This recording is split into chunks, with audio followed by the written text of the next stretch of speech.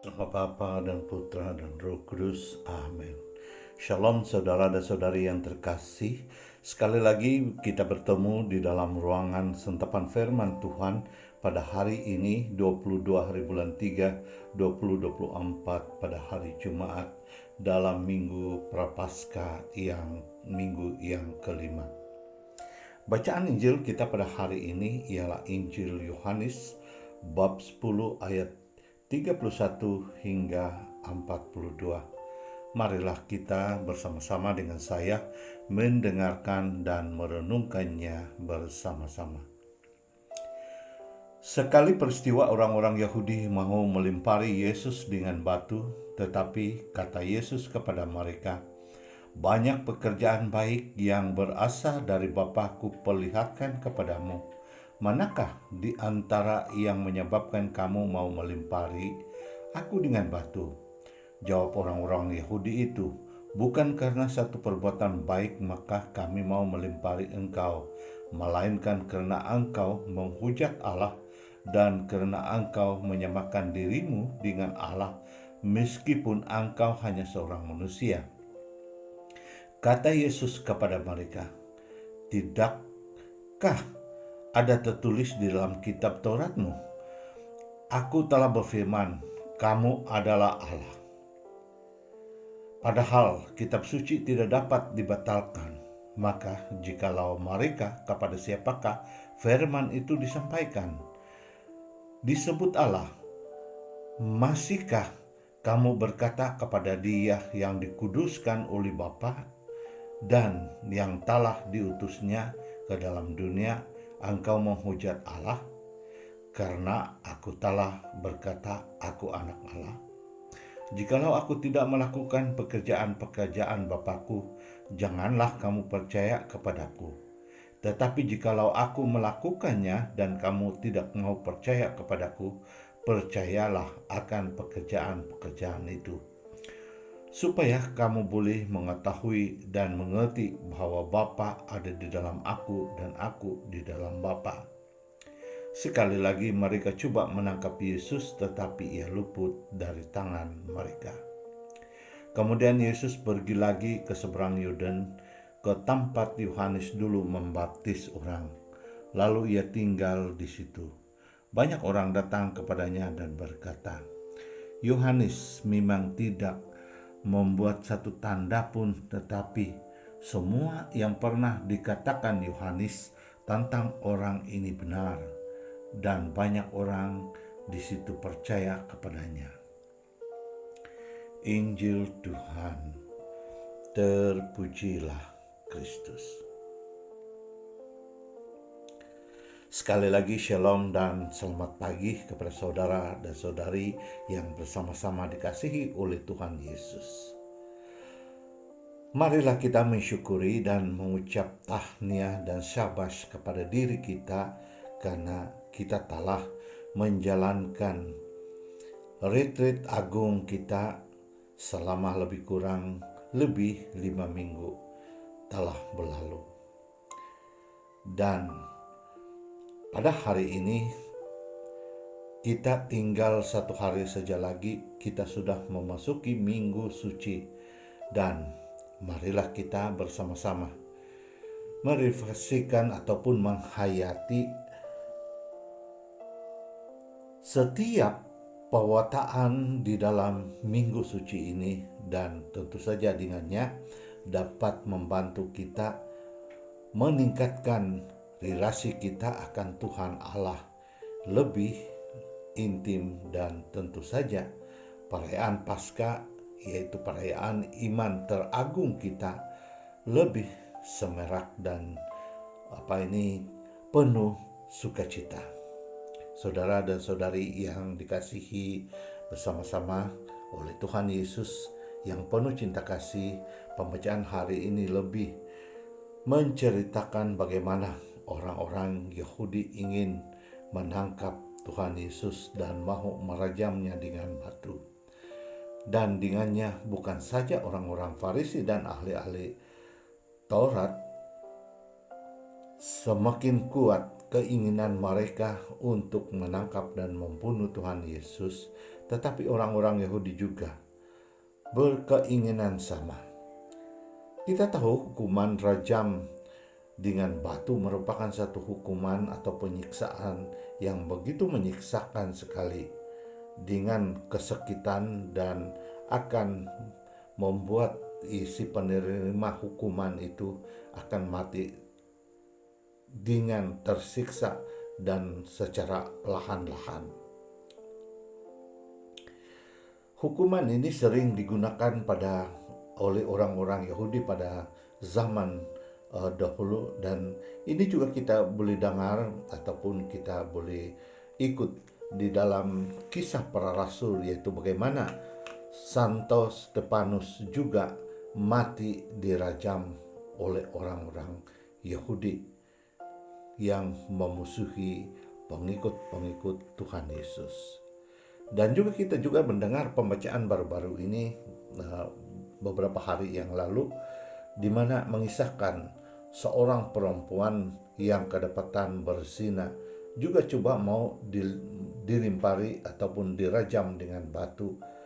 Ini kita boleh dapat Yohanes bab 7 ayat 53 hingga bab 8 ayat 11.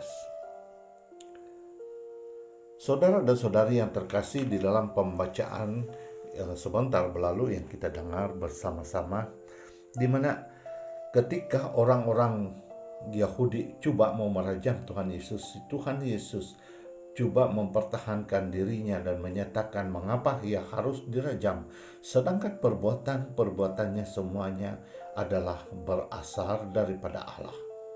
Namun mereka mengatakan bahwa bukan perbuatan baik yang mereka berbuat demikian.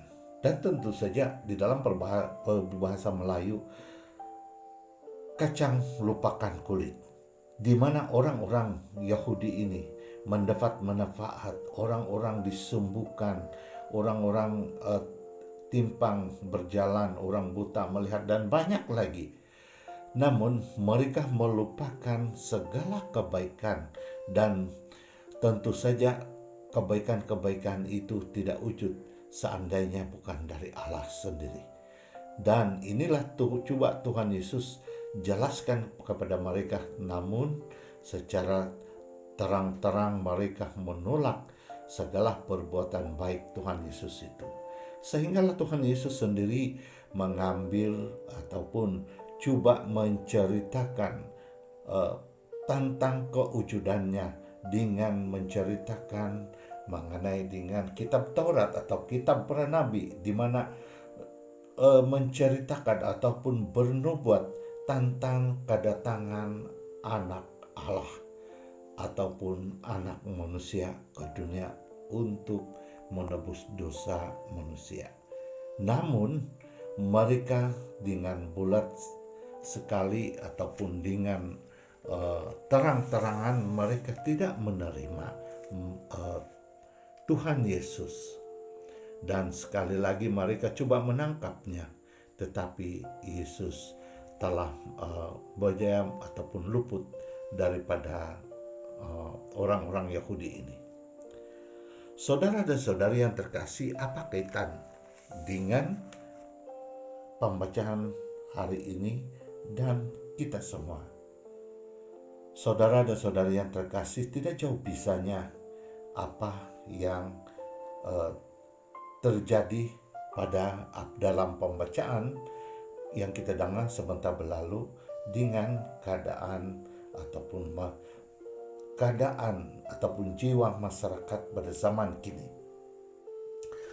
Mari kita lihat apa pilihan-pilihan masyarakat yang di zaman sekarang ini, yaitu lebih cenderung masyarakat di zaman sekarang ini tidak jauh bisanya dengan apa yang masyarakat orang-orang Yahudi lakukan pada zaman Yesus, di mana masyarakat kita lebih cenderung memilih kejahatan daripada kebaikan. Selain daripada agama Kristen, agama-agama lain juga coba menawarkan tentang cinta kasih dan kebaikan-kebaikan. Namun, apa yang kita lihat adalah dosa dan kejahatan yang sering kita dengar dan kita alami daripada masyarakat ataupun manusia itu sendiri. Kita lihat di negara kita sendiri saja, di mana terjadinya corruption ataupun ketidakadilan dan banyak lagi kejahatan-kejahatan ataupun yang tidak seharusnya dilakukan. Kita mendengar daripada media-media sana sini yang ketidakwajaran yang dilakukan oleh masyarakat di zaman sekarang ini. Banyak kejadian-kejadian yang kita dengar, dan lebih mengejutkan lagi di mana rasuah yang seakan-akan tidak berujung, walaupun kerajaan coba ambil peranan untuk menghentikan rasuah ini, namun masih lagi seolah-olah ia tidak berpenghujung. Dan baru-baru ini kita dengar di dalam media di mana ada beberapa rumah terbakar dan pihak kementerian telah meluluskan sejumlah setiap sebuah rumah dibayar Rp30.000. Namun bila sampai kepada si pemilik rumah tersebut, ada yang dibayar hanya 3.000, ada yang dibayar hanya sampai kepada pemilik hanya 1.000 lebih ringgit saja. Saudara dan saudari yang terkasih, inilah pilihan-pilihan yang selalu kita lihat, kita dengar di dalam masyarakat sekarang. Dan di dalam pembacaan hari ini, setelah masyarakat orang Yahudi tidak menerima Tuhan Yesus, Yesus mengambil kesempatan untuk beralih daripada sana, dan dia di dalam pembacaan hari ini datang kepada satu tempat di mana Yohanes Pembaptis membaptis orang.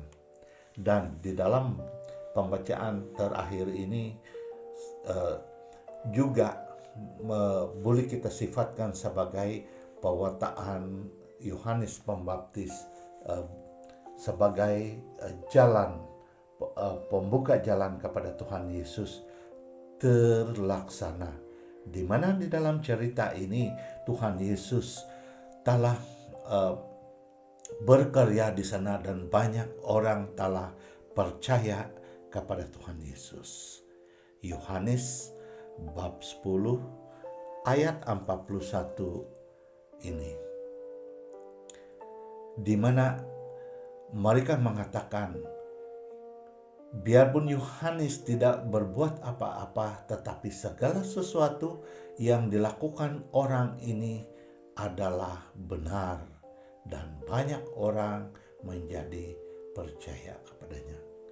Saudara dan saudari yang terkasih, tentu saja di dalam pembacaan yang pewartaan yang terakhir di dalam petikan Injil pada hari ini, sekali lagi mengilhamkan kita ataupun memberi kita semangat sekali lagi di dalam keadaan dunia kita yang serba ketidakadilan ini.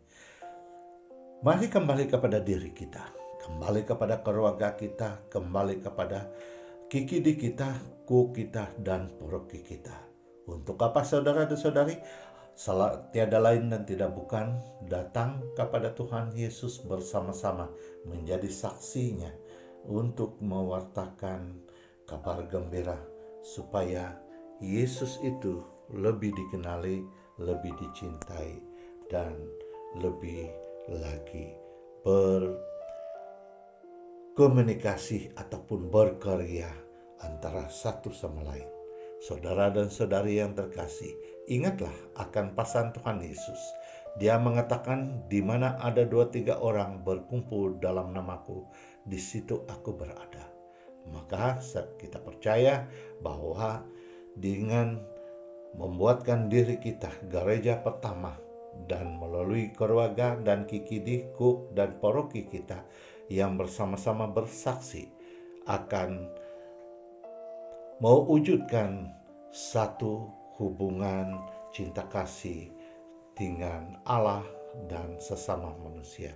Dan semoga dengan perkongsian cinta kasih bersama ini akan lebih lagi menarik lebih ramai umat-umat yang lebih cenderung kepada kejahatan.